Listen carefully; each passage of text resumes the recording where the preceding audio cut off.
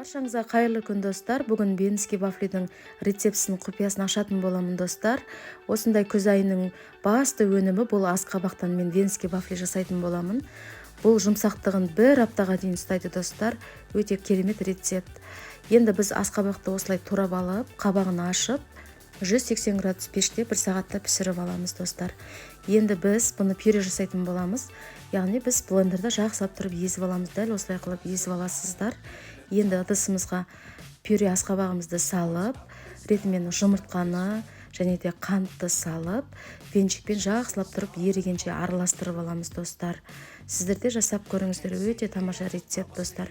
Енді сүтті де салып, оны да венчикпен жақсылап араластырып, өте әдемі алтын түсті масса пайда болды достар.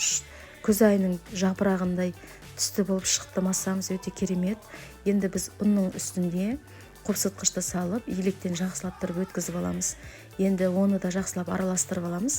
Комоктар болмайынша жақсылап араластырып аламыз. Соңында сары ерітілген сармайды да салып, венчикпен жақсылап тұрып араластырып аламыз. Енді біз осындай грильницада пісіріп аламыз достар. Қатты сұйықта емес, қатты қоюда емес массамызды салып, менде 5-6 минутта грильде пісіп шықты достар. Сіздер де жасап көріңіздер.